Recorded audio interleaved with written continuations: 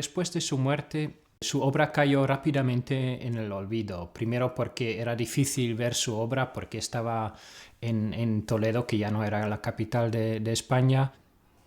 Además, su obra ya no gustó tanto. Era considerado más bien como un pintor extravagante y un estilo pasado de moda.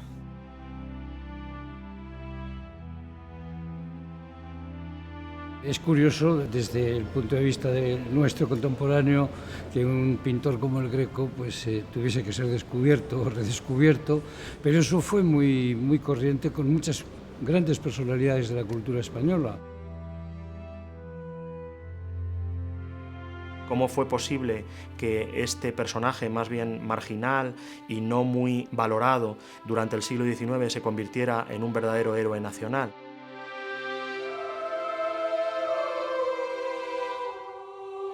Efectivamente fui un ciudadano de tres mundos, el mundo griego de Creta, el mundo italiano de Venecia y el mundo español de Madrid y Toledo.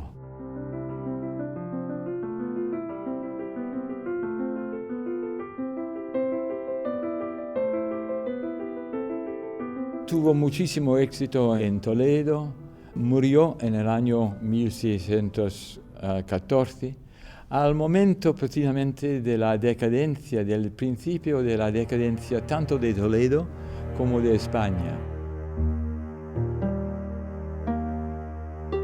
Fue una época también dorada de las artes de España y con el Greco mismo como uno de los fundadores de ese siglo de oro que se celebra todavía y un hombre pionero con su estilo muy personal.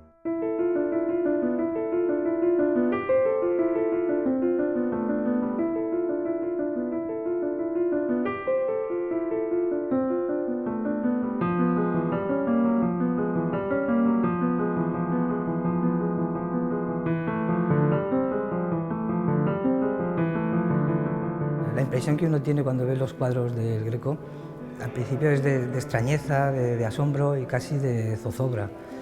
Esas figuras alargadas, ese dinamismo, ese zigzagueo y el tratamiento del color que es tan original, con colores desabridos, ácidos, en combinaciones y en armonías prácticamente imposibles. Yo creo que la relación o la vinculación que tengo con el Greco viene de ese tratamiento antinaturalista y prácticamente abstracto con el que él le da a la pintura y no al tema la verdadera importancia. Esa libertad que tuvo el Greco, ese sentido de la independencia a la hora de pintar, ha marcado una actitud a la que se han apuntado, a la que se han sumado muchos otros artistas. Y de alguna manera en el Greco pues está reflejado o está esbozado el impresionismo, está el cubismo, está el surrealismo. Es que está un poco todo, está todo, es la pintura moderna. En la segunda mitad del siglo XIX empezó un proceso de recuperación y este proceso de revalorización está conectado con el surgimiento del arte moderno.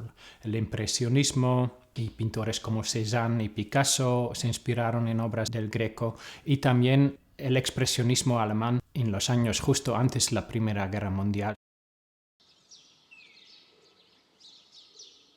Ahora quizá no se tenga esa gran capacidad de descubrimiento, ¿no? Porque se han descubierto tantas cosas a lo largo de los últimos 60 o 70 años que quizá hayamos perdido ya un poco el entusiasmo. Pero entonces eran momentos aurorales de muchas cosas, ¿no? Eran unos tránsitos históricos pues, muy complejos y sobre todo muy efervescentes, ¿no?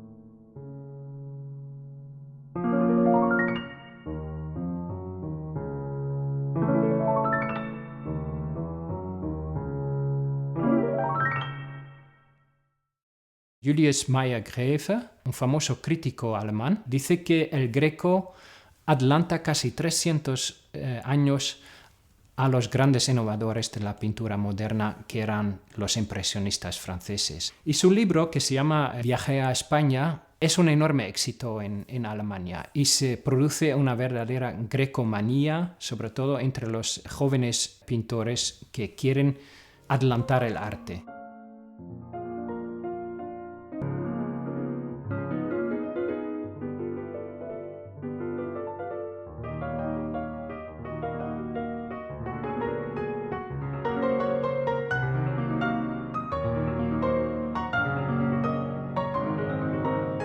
Quizá el momento clave en el proceso de descubrimiento del Greco se produjo gracias a dos pintores, un pintor vasco y un pintor catalán.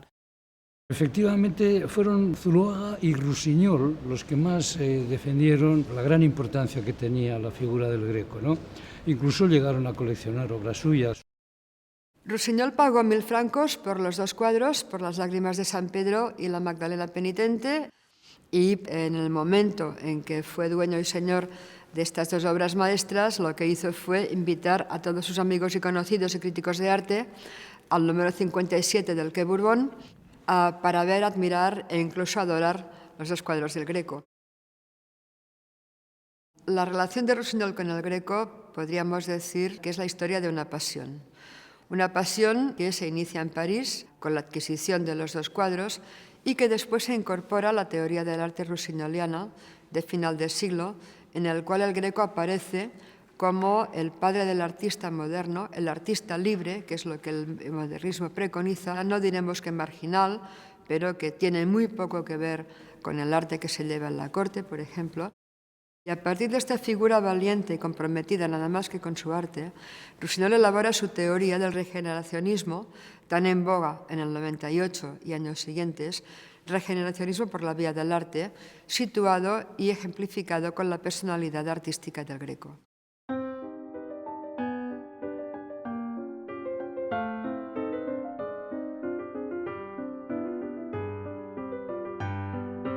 Zuloaga vio una reproducción del entierro de Conde de Orgaz y decidió marcharse directamente, coger el tren a Irún, cambiar a Madrid y de seguir a Toledo. Y llegó a Toledo a las 10 de la noche y no quería esperar más. Se iba directamente a la iglesia de Santo Tomé, hizo despertar al sacristán y con la luz de la antorcha admiró por primera vez esta obra maestra.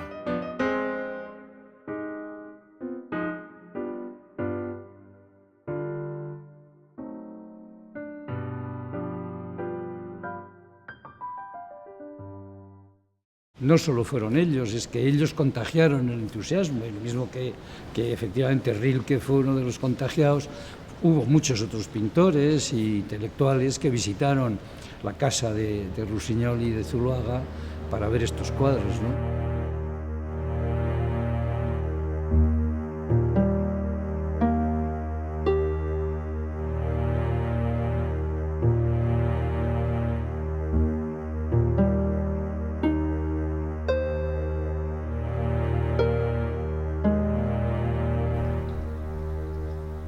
La clave, si se puede llamar así, está en mi pasión personal por un cuadro del Greco, el retrato del cardenal Niño de Guevara, un cardenal que era inquisidor y que aparece en toda su pompa púrpura y en el que, al contrario de otros cuadros del Greco, no aparecen más colores, no hay azules, no hay amarillos, no hay verdes, es ese carmín que alude tanto al poder, la púrpura, como a la sangre.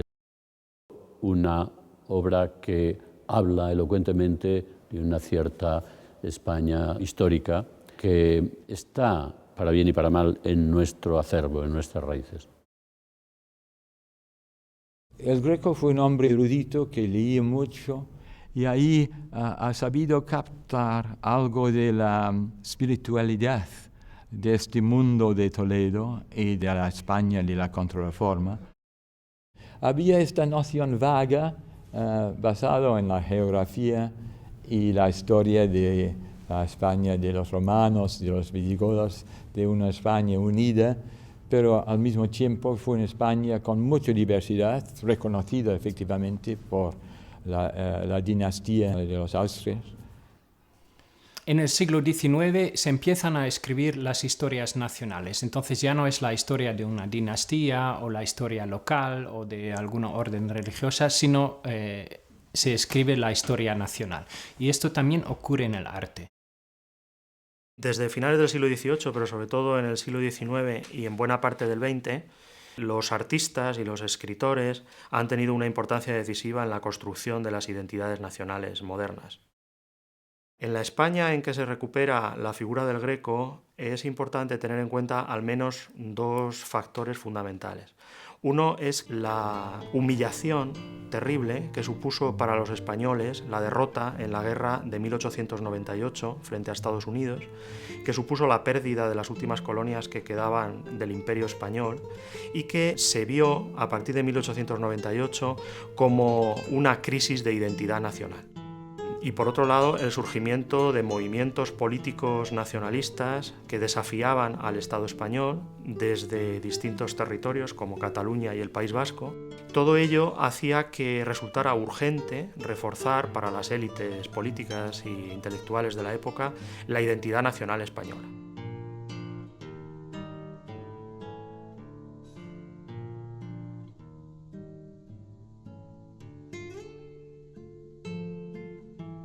Desde el punto de vista artístico, su significación es excepcional, pero quizás no nos damos cuenta y olvidamos la aportación cultural e intelectual que supuso indirectamente o que provocó el Greco.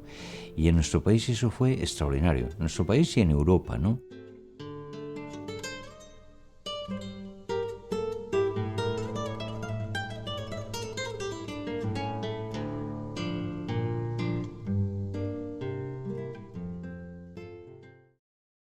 En España, quizá el grupo más importante en esta primera fase del redescubrimiento del Greco era la Institución Libre de Enseñanza. Giner de los Ríos y su joven colaborador Manuel Bartolomé Cosillo hicieron muchas excursiones con amigos como Galdós, el pintor Aureliano Beruete, como el Marqués de Vega Inclán, que después iba a tener un papel importantísimo para el fomento del turismo en España. Y un destino favorito y también lógico desde Madrid era Toledo. Y ahí visitaron todas las iglesias, los monasterios, las capillas para buscar los cuadros del Greco.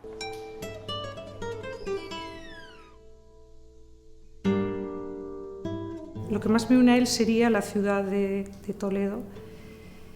Tiene que ver con el caminar, que me interesa, y también con cómo te encuentras las cosas, caminar y la ciudad, ¿no? Y yo creo que el Greco también seguro pensó, como otros pintores, cuando ocupaban una iglesia o hacían una obra para un lugar específico, en cómo la gente iba a entrar. Es una manera de hablar de la representación desde el espacio, o sea, teniendo en cuenta el espacio, ¿no? Y los retablos tienen eso, que son pinturas, pero que el pintor ya sabe el lugar que van a ocupar y cómo van a ser vistos, cómo te vas a aproximar a ellos. Me interesan las ciudades y caminar en las ciudades, y además eso está en mi obra. Y el Greco ha sido una aparición muchas veces en Toledo.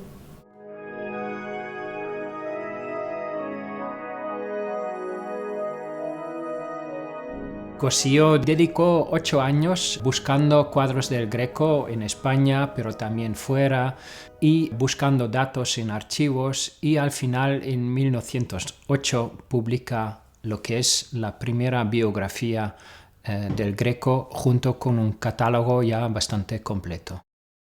Puesto que no hay más remedio, sino que tengo que hablar del Greco, diré algo sobre las relaciones del entierro y el Quijote.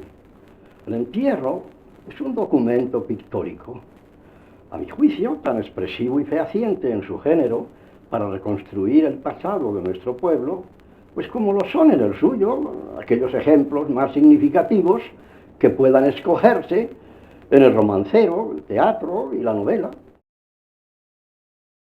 Y Cosillo describe que el Greco, nada más llegar a Toledo, adopta los colores de su entorno, se hace español. Y quizá por ser extranjero y por tener una formación tan distinta, ve con más claridad lo que es España, lo que es Castilla. El marqués de la Vega Inclán estaba muy influido por la obra de Manuel Bartolomé Cosillo y se lanzó a la promoción del Greco como un representante principal de la cultura española. El marqués compró y legó luego al Estado las casas donde se constituyó ese Museo del Greco, y el rey colaboró activamente en la promoción de ese museo y de distintas iniciativas que ponían en valor al Greco entonces. Un mundo fascinante, el mundo de Toledo, efectivamente. Había un círculo ahí de humanistas, de canónigos, y tenía amigos allí hechos en Roma. Había griegos allí también, compatriotas suyos, que estaban haciendo traducciones de textos griegos para este círculo de gente del Renacimiento ahí en Toledo. Toledo representa algo fundamental para las distintas versiones del españolismo. Desde el punto de vista conservador, representaba uno de los hitos importantes dentro de la historia de España concebida como la historia de defensa de la fe católica. Desde el punto de vista de los sectores más liberales, Toledo representaba también valores importantes como el de la convivencia, de las llamadas tres culturas, y por lo tanto Toledo significaba tolerancia, significaba también comunicación entre unos españoles y otros, y para todos ellos Toledo era también la encarnación de Castilla. Esa era una pasión compartida por casi toda la gente del 98, ¿no? Ahí había una serie de personajes, muchos de ellos vascos además, como podían ser también pues Unamuno, evidentemente, Baroja, etcétera, que tenían esa pasión pues, por Castilla, por ese paisaje desolado, por ese paisaje crudo, ¿no?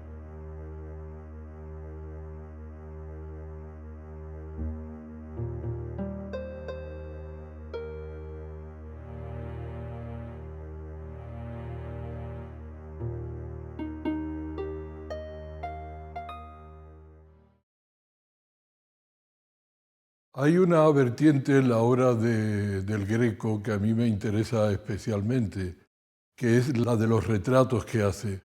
Yo creo que pocos artistas, pocos pintores han hecho retratos con esa intensidad psíquica, que es lo que me interesa sobre todo de él.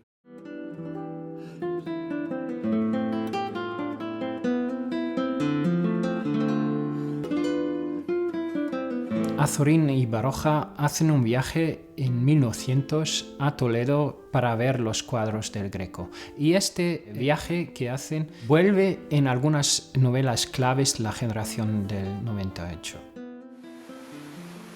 Baroja también publica algunos artículos sobre el Greco, sobre la misma época, hace una visita al Prado y no interpreta los retratos del Greco como un retrato fiel de la realidad exterior, como lo habían hecho los impresionistas o alguien como Cosillo, sino como un retrato fiel del interior de los modelos, de los caballeros. Entonces, el Greco es alguien que penetra en la psicología de los caballeros de su tiempo. Y no solamente penetra en el alma individual, también penetra en el alma colectiva. Entonces, para él, es el pintor de la esencia, como dicen.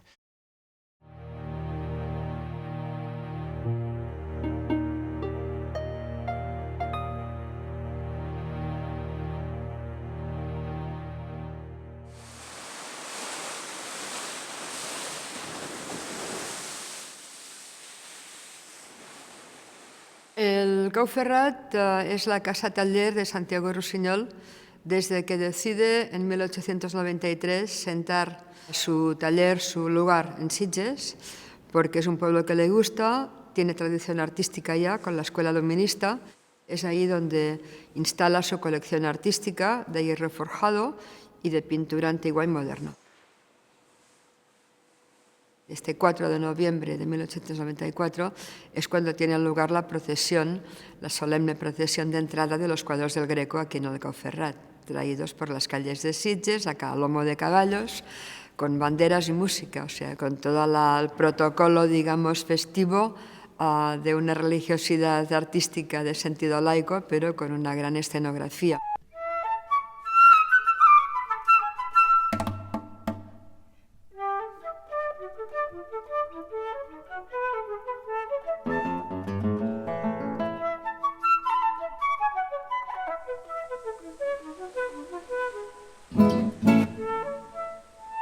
En lo relativo al monumento al Greco, el hecho de conservar la lista hecha por Rusiñol y sus amigos de aportaciones económicas tiene muchísima gracia, por un lado, anecdótica si se quiere, pero por otro, social, en el sentido de ver hasta qué punto la población más modesta o la más acaudalada de aquí de Sitges, pero también de fuera de Sitges, contribuían a homenajear a este gran artista porque Rusiñol se lo había propuesto y porque Rusiñol lo había ensalzado públicamente, ¿no?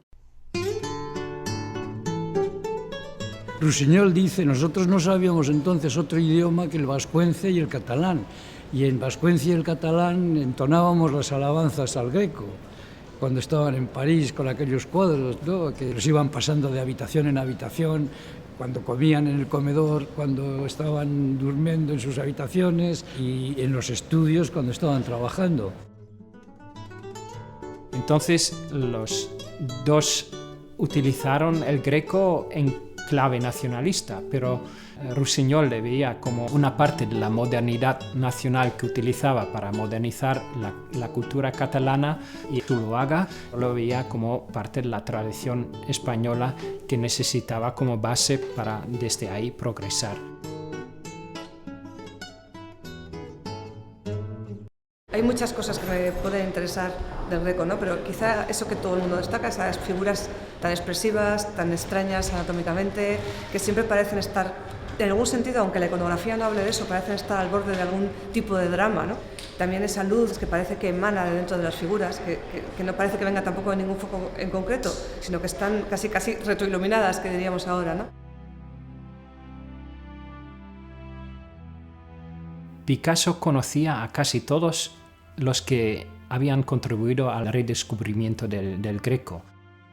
En París, cuando estaba preparando lo que iba a ser uno de los cuadros más revolucionarios de la historia del arte, se fue a visitar a Zuloaga, que tenía también un taller en Montmartre, y ahí vio una obra que por entonces se conocía con el nombre de Amor Profano. Ahora sabemos que es una escena bíblica, quinto sello del Apocalipsis, pero entonces todavía se pensaba que era amor profano, entonces un tema parecido a la escena de burdel de Picasso. O sea, hay algo en los pliegues del espacio, en la integración de las figuras, en el fondo, en los fondos que salen, ¿no?, y que atrapan a las figuras, y una cubicación también geométrica, ¿no? Es muy curiosa la posibilidad de que al final, a través de Zuloaga, fuese Picasso el gran beneficiario, ¿no?, de la influencia del Greco.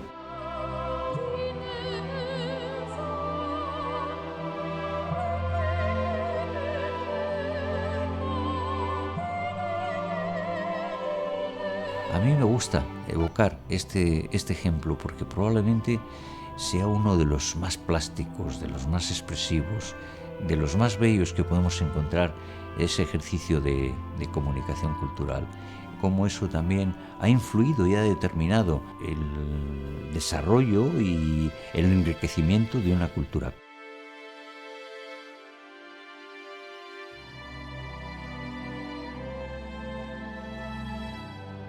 Algunos lo consideraron como un gran realista, otros como un visionario que sabía pintar sentimientos y sueños. Algunos le tomaban por un loco o que tenía un defecto de ojo. Otros justo apreciaron sus deformaciones, sus figuras alargadas. La generación del 98 le veía como parte integral de la tradición española, mientras que otros le veían como un ejemplo de la vanguardia, la modernidad internacional. Entonces, quizás la conclusión que se puede sacar es que la grandeza del Greco justo consiste en esto, que no nos da un mensaje claro, sino que cada uno podemos proyectar en sus cuadros lo que queremos, que sus cuadros son motivo para soñar, para fantasear, para pensar. Quizá esto es lo que constituye la grandeza, la obra de un gran artista.